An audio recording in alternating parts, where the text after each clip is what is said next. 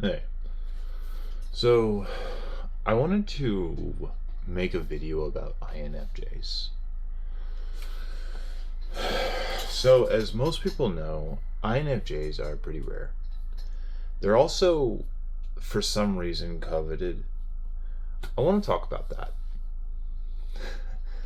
because I am pretty much an INFJ. Um, I can talk about it from a unbiased perspective. So, I want to talk about one specific thing that almost any real INFJ has, and almost anybody who's saying that they're INFJ but they're not really are not going to have. And that is, we don't really care about validation. we don't really care. Why? Because most of us have been hurt enough that compliments and insults fall into the same category, and they both push us around, so we disconnect from it. This is kind of why there's a little bit of an idea that INFJs are selfless. The problem with being selfless is, for those who know a lot about capitalism, the general idea of why capitalism works over communism is because capitalism feeds off of a person's ambition.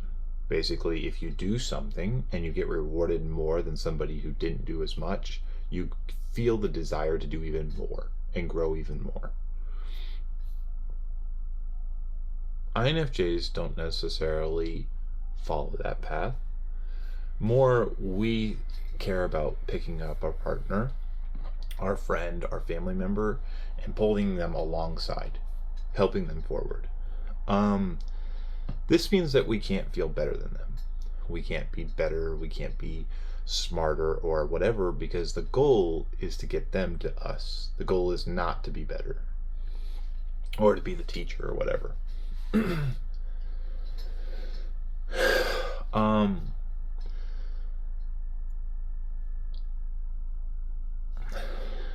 I was watching some INFJ content today. I think his name's Dr. Love or something. Hold on.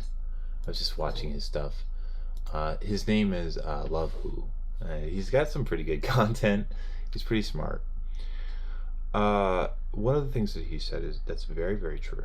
And that is, we're both extroverted and introverted, but it's complicated in that we draw a lot of energy and a lot of desire to become better by being around people. Why is this? It's because the thing that drives us, or our ambition, is not becoming more, like making more money or having more stuff, but it's learning other people.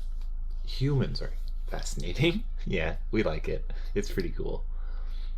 Um, but yeah, INFJs are interesting because we are introverts, and this is also what makes it so easy for us to communicate to someone on a deep level, because we're able to tunnel vision them and pull them in. I was doing some science some time ago, some looking into INFJs, and it turns out that it's super, super common for people who are autistic like myself and neurodivergent to be INFJ. There were some connections that ENFJs are similar, but not enough to actually link anything or say it.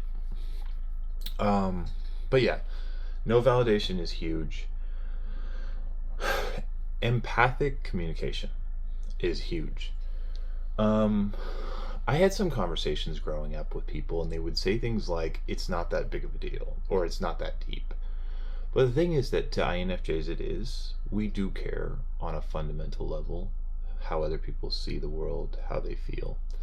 I think that this has created a kind of a weird, I want to say pedestal like admiration of INFJs, because everyone wants to be this selfless, people reading thing. They want to be like deep and sensitive and all that. Um,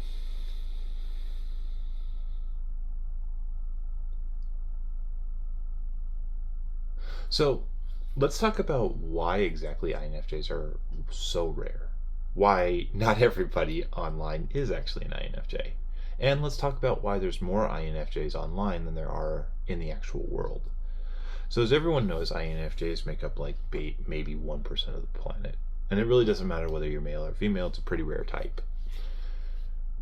Um,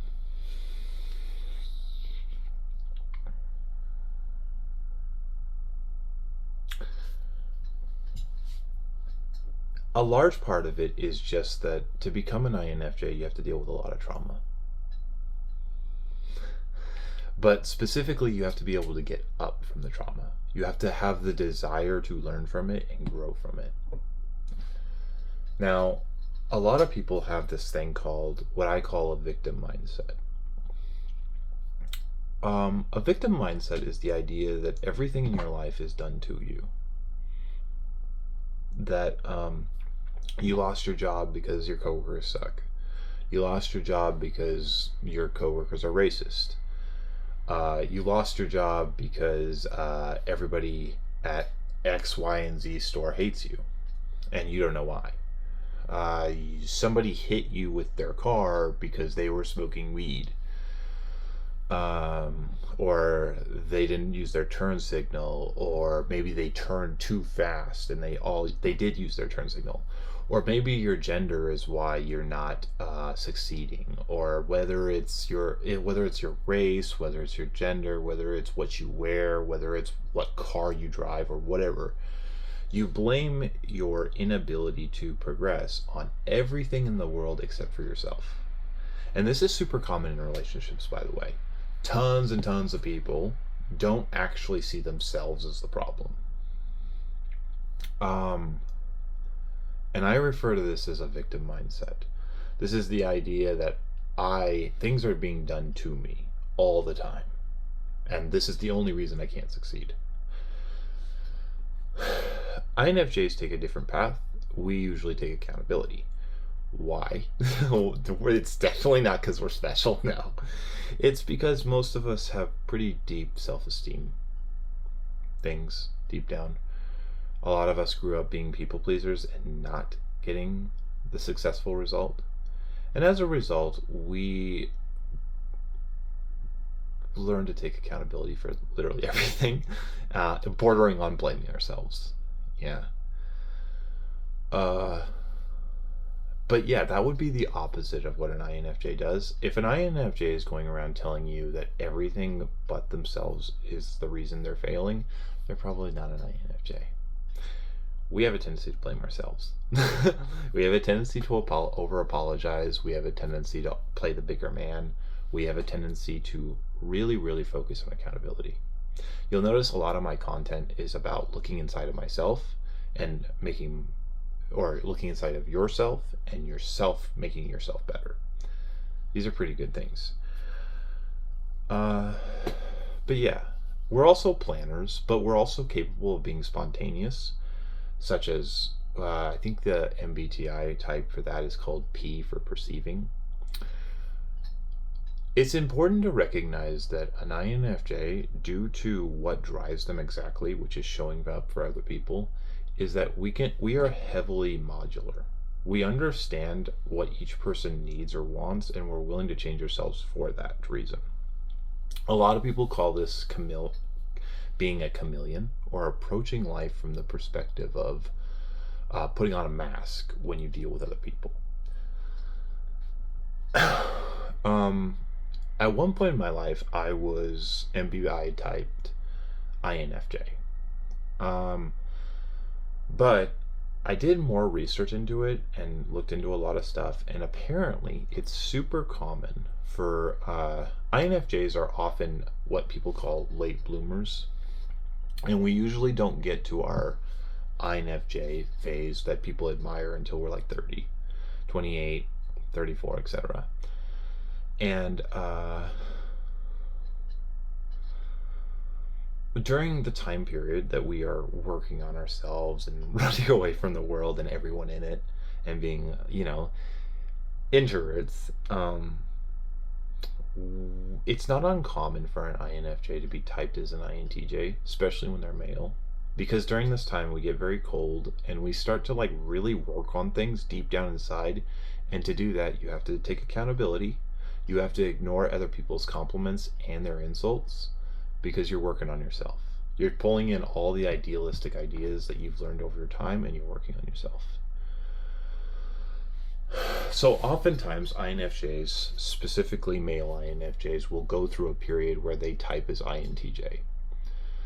And this is also where the idea of INXJ came from. And then they will go back to INFJ after 30-ish. And it's not an exact science. But what I found when I was researching this is it doesn't go in the opposite direction. Like INTJs can't become INFJs and then flow back to it. At least that was the theory. I have a lovely friend who is a therapist, and she believes that you can work on your weaker sides and your type will change, but she also believes it quite a bit more in Carl Jung's typology versus MBTI. But yeah, we can modulate what we are. We can become extroverted. We can become perceiving for short periods of time if we want to. When I met my ENFJ, she was able to affect my blueprint. My blueprint is what I refer to as the under level of an INFJ. It's what operates underneath the masks. They're often extremely judgmental. And when I say judgmental, we're not talking about the judging at the end of INFJ. We're talking about the fact that we're pretty judgmental of other people. But she was able to affect the blueprint. She was able to soften it. She was able to teach it things that it didn't already know.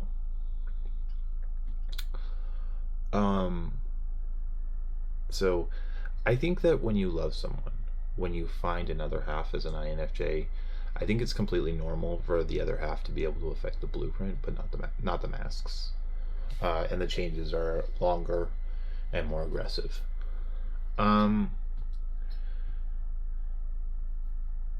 There's a part of the INFJ that talks about how we're both logical and feeling.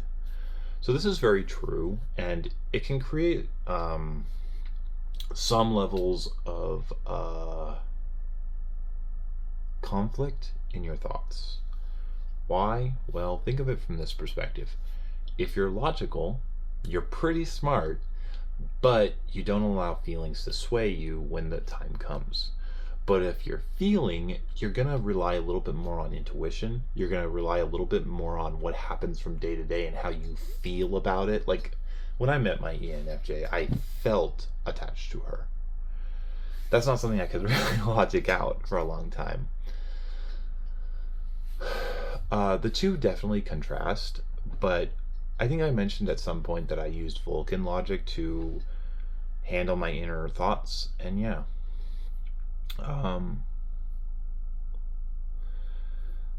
I guess to make a point out of this, I want to say that one of the reasons why real INFJs are really rare is because of, number one, we don't really need validation, and this is not a common trait with people in general. A lot of people put very heavy stock in compliments as validation and insults as maybe competition. I don't know. We also are both extroverted and introverted, but even when we're extroverted, we need time to recharge. I personally can only last 3 hours. I can't socialize for longer than 3 hours before needing to recharge. We also are both logic and feeling. I would say that when it comes to intuition and feeling, I generally don't tend to follow it without logic. I recognize the hubris that your emotions are very, very, let's call them confused. But I also recognize that, like with my partner, I want to follow my heart more than I want to follow my logic. And logic has a weird way of ruining love. Because love is not about money. Love is not about materialism. Love is about attachment. Love is about caring about someone and everything that's wrong with them. Now, I know that sounds critical, but it's not really. When you care about what's wrong with a person, versus what's good about them, which is what they're willing to show the whole world, that's when you find someone you truly care about. You'd do anything for them. Because why would you like the parts of them that suck if you didn't truly love them? They just add stress to your life. Yeah. Some people aren't good enough that their stress matters. Anyway,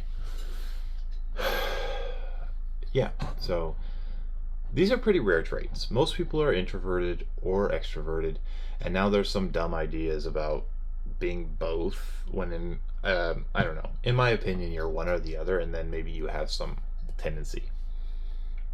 And I think it just comes down to how you recharge your energy. Do you recharge your energy by being with people, or do you recharge your energy by being alone? And I can say, as a INFJ, my favorite thing in the world is to be in a room, lights out, no sounds. It's absolutely heaven. And I will even go around my house with nothing but night lights on and just straight up do whatever you would normally do. I love the dark so much. And rainstorms. Rainstorms are pretty amazing. Rain just dumping on you. There's just this white noise sound going on. There aren't a lot of lights usually in rainstorms. Yeah, it's pretty great for me. But yeah, no validation. They mix logic with emotion. They're extroverted and introverted, but they still need to recharge extremely quickly in extroverted situations. And while they are planners and we do a lot of like in our head thinking, we are able to be random if we need to show up for someone else. So these are all things. I think if you were to try to spot them in the world, I think that the closest thing you could come to it is, number one, do they not have small talk? Oh my god, I can't stand small talk. Of all the things on this planet that are more useless than a dust bunny, in my opinion, is small talk. I don't care about the weather. I know it's sunny outside.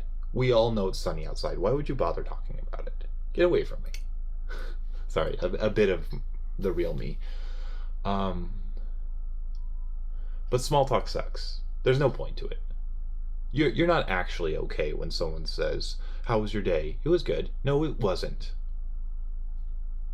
You're just not talking about it because you don't want to. Because you don't feel safe or whatever. So, yeah. Small talk. We don't really do small talk. We are introverted, which means that 9 times out of 10, if you know an INFJ, you might be in an extroverted thing, but they will just vanish. And then come back 15 minutes later. They might literally just go and play with animals. When you see someone sitting down and playing with animals, when there's like a whole party going around, there's an idea. We're really living in our head, so that's the J side, but we don't have a problem like, stepping out of that. That's about it. Those are pretty easy ways to tell. No small talk. We have to take a break from the party, and then we will come back, and we go really deep with conversations, and we're big. There's a profession called grifting, which matches up with it. Anyway, just some perspective on real INFJs, why people maybe want to be one without being one. It's really hard to not live your life based off of validation. So this is actually one of the easiest ways to tell. Like, literally, when people compliment me, I dismiss it. I'm not saying that it's not appreciated, and I'm not saying that I don't understand or see it, but it doesn't do anything. It doesn't make me work faster. It doesn't make me more nice or anything. I either like you or I don't. I think that's really the easiest way. The three things. In social environments, they have to take a break. They literally have no validation meter at all. We don't care if you compliment or insult us. We already know what you said. Wait, we've already killed ourselves inside in terms of self-esteem, and your compliment or your insult isn't going to change how we feel about ourselves. At least that's my perspective. And the last one is we don't do small talk. Small talk is dumb. Talk to us about something interesting. Get out of here with that. Yeah. Anyway, take care. And just a small look at what INFJs are like and maybe how to spot them in the wild. All right. Bye. Take care, please.